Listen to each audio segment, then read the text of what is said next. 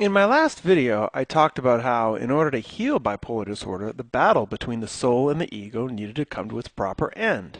And the first thing we need to do is provide supportive environments so that when people go into psychosis, we allow them to embrace and engage their experience instead of blocking it fearfully. And one of the things that happens when we allow the psychosis to process is that we go through a period of purification of the soul. And during this period, we have the opportunity to rid ourselves of much of the emotional pain that we carry with us in our daily lives. So in this video, I want to provide a type of inventory of all of the different experiences that can happen to you within psychosis that allow this soul purification to take place. Before I begin, I think it's interesting to mention that all the experiences I'm going to talk about can also happen during periods of meditation, during mystic states, and they can also be induced by taking psychedelic drugs. And the reason for that is that certain meditations, mystic practices, and drugs can lead to a collapse of the ego, which I've already explained in my video, The Real Cause of Bipolar Disorder. Very often, one of the first things to happen when people enter into a psychosis is that they have a release of their biological repressions. And with that, sexual repression is usually at the top of the list. Each one of us carries some level of sexual repression with us. If we didn't, we'd all be in jail. So with our inhibitions out of the way, we may find ourselves excessively sexual or flirtatious with people. We may be what is considered to be inappropriately affectionate with people, maybe people we don't even know. Or in deep psychosis, we may even start spontaneously masturbating. We may also recognize that at almost every moment of the day we're holding in our bladders or our intestines, and we may decide to just let all that go, pissing or shitting, anytime, anywhere. Another thing that can happen, especially because your senses have come alive, is that we may have a particular fascination with these materials as well. Even in my own situation, I felt the need to pee on the carpet of a hotel ballroom and then lay right down in the urine afterwards. And probably one of the most common symptoms of manic episodes is our loss of shame. We just immediately feel the desire to get naked and do everything we can without our clothes on.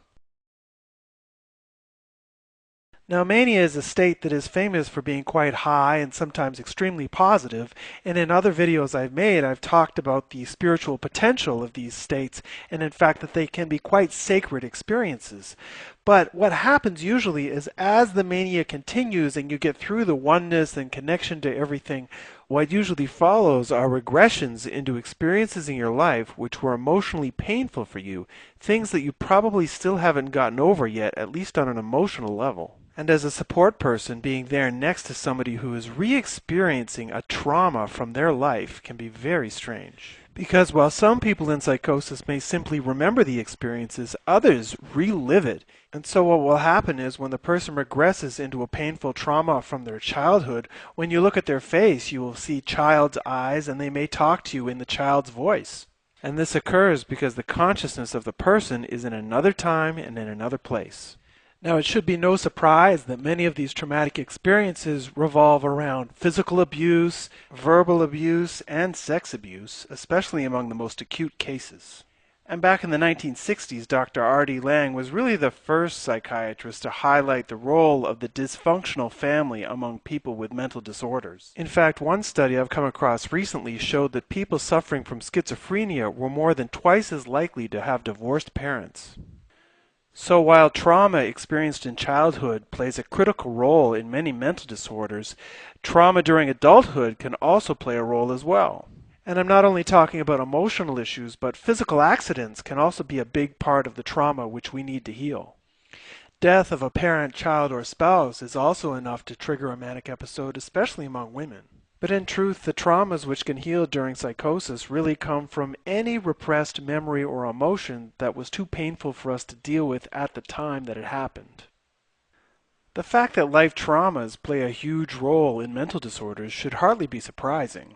However, what will be surprising is that many people regress into the trauma they experienced at the time of their birth. In The Holotropic Mind, Stan Grof discusses in detail the different stages of our birth process and how the traumas from each stage of birth can have implications for the rest of our lives. For example, in his clinical experience, Groff has found that there is a very strong connection between the sensation of having your life being controlled by other people and being a cesarean baby. Other birth traumas which can be relived during psychosis are the use of forceps when on your skull when you were a baby, the sensation that you were an unwanted pregnancy by your mother, the various sensations and emotions connected to a long and difficult delivery, like the feeling that you're being strangled or suffocated. These can be experienced as well. And even the use of alcohol, drugs, or smoking during pregnancy is something that you may regress into in order to heal. Now, the next set of regressions I'm going to talk about completely defy the mechanics of mainstream science and are completely rejected by psychiatry and mainstream psychology today. According to Groff, Perry, and many of the people who write me on my YouTube channel, there is a return to biological and organic origins that many people seem to go through as well, myself included. It's not uncommon for people to feel strong connections with their ancestors or other tribal peoples as they regress. They may have the sensation that they've experienced a past life or that they lived in another time or another place. It's very common for people to take on lower life forms, particularly animal personalities, especially apes. And in one particular case, a guy wrote me and he just told me he had the need to go down in his basement and just move around like a lizard.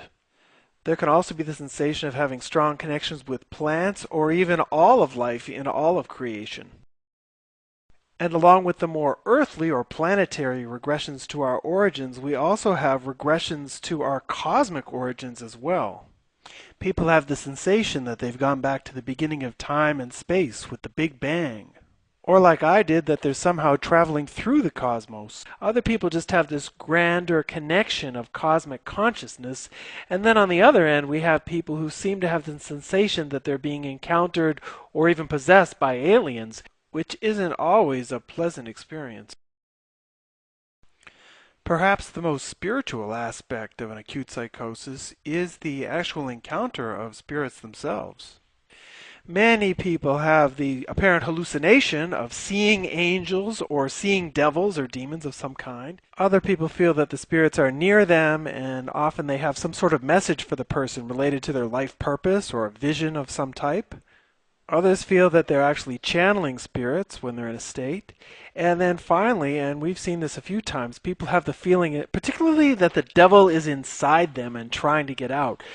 To the outsider, watching someone in psychosis working with a support person, it could seem like the whole process is a whole lot more like an exorcism than it is like therapy. Now, along with releasing the repressions and traumas that we've already talked about, there's also the release of the physical energy that's associated with these traumas. And these energies are released by simply allowing the person in psychosis to do what they intuitively want to do, provided that they're not hurting themselves or other people. And as most episodes start with people in a high energy level, they may want to do some physical exercise or get them running, something like that. But then there's other deeper energies, things like physical tremors or vibrations that are just happening within the body itself. And these tremors and vibrations can be accompanied by cathartic screaming or singing or even vocalizing of particular sounds that for some reason you just feel motivated to make. You just want to make that noise. Even vomiting can occasionally occur as the person releases the biochemicals that are associated with their traumas.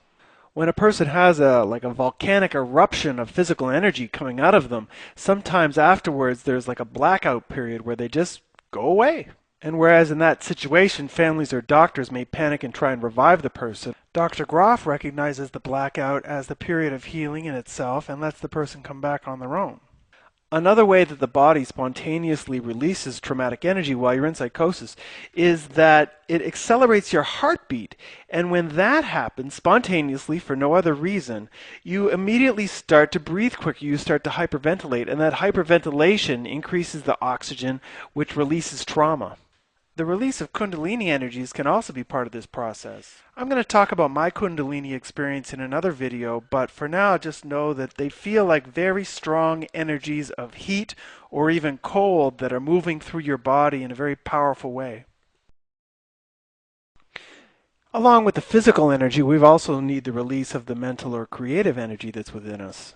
As we all know, people in mania have lots of ideas, and when a person's in a psychosis, the deep flow of psychosis, it's important to share these ideas and express them no matter how crazy they are, and the people supporting us need to be patient and listen instead of trying to shut us up. In order to give your supporters a break, maybe express yourself in your writing, doing writing or artistic expression.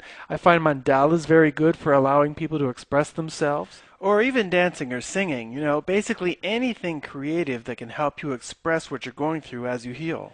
So is that it? Well, not quite, but I'm out of time. My 10 minutes are up, and you're probably exhausted by now. So while you take a break, I'll get started on part 2 in this series and how we heal our souls during psychosis. And there I'm going to talk about subjects like family secrets and perhaps most controversial of all, how we deal with the violence and aggression that's associated with bipolar disorder. So that's up next.